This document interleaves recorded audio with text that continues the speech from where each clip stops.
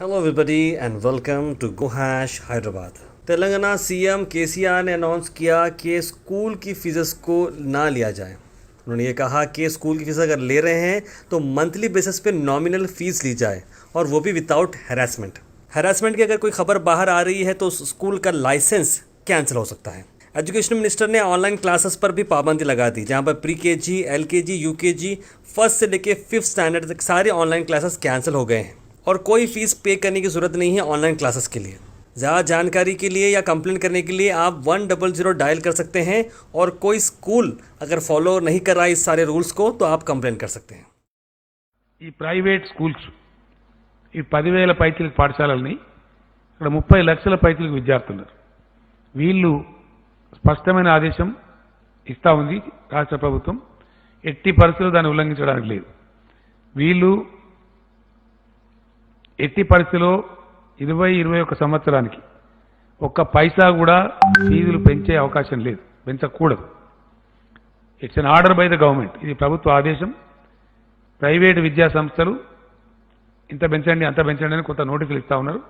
That is not allowed in the state. ఎట్టి పరిస్థితుల్లో 2021 academic ఇయర్కి ఒక్క రూపాయి కూడా ఒక పైసా కూడా ఫీజులు పెంచేటువంటి అవకాశం లేదు, పెంచకూడదు. 2, రకరకాల ఫీజులు వీళ్ళు వసూలు చేస్తూ ఉంటారు. ఎట్టి పరిస్థితుల్లో వసూలు చేయకూడదు.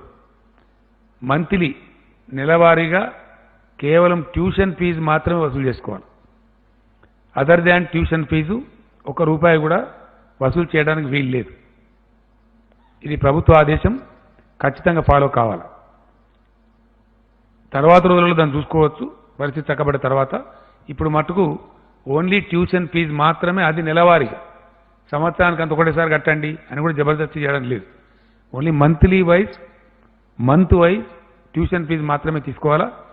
అంతకు మించి విద్యార్థులను కానీ విద్యార్థుల తల్లిదండ్రులను కానీ ఇబ్బంది పెట్టకూడదు.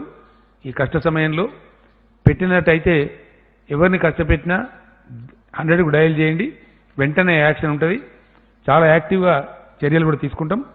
వాళ్ళ యొక్క పర్మిట్లు కూడా రద్దు చేస్తాం. ఎట్టి పరిస్థితుల్లో నిర్దాక్షిణ్యం కూడా ఈ విషయంలో. ఇది ప్రజలకు సంబంధించి, ముఖ్యంగా పేదలకు సంబంధించింది. ప్రజలు ఇప్పుడు తమ ఆదాయాన్ని కోల్పోయి ఉన్నారు, ఆదాయం లేదు. మరీ దారుణంగా ఉంటుంది పరిస్థితి. ముందరికి మార్చిలోనన్న సగం వచ్చింది కానీ ఏప్రిల్లో అయితే 0 అయిపోయింది. అది ఏం పని లేదు. ఎక్కడ ఎవరి ఇళ్లలో వాళ్ళు ఉండిపోవాల్సిన పరిస్థితి వచ్చింది. 4 శాఖలు తినేవాళ్ళు 2 శాఖలు తిని పప్పోలు పుట్టుతో తిని బతుకుతున్నటువంటి పరిస్థితి. ప్రజలు కష్టంలో ఉన్నప్పుడు వాళ్ళని ఫర్దర్ కష్టపెట్టడం సమాజానికి ఎవరికి కూడా ధర్మం కాదు. కాబట్టి ఈ విషయంలో దయచేసి ఎట్టి పరిస్థితులలో దీన్ని వేరే విధంగా అనుకోవద్దు. ట్యూషన్ ఫీజులను అది కూడా నెలవారీ మాత్రమే తీసుకోవాలా, సంవత్సరం మొత్తం కట్టాలని అనద్దు. This video is brought to you by Shaheen Group of Institutions, now in Hyderabad.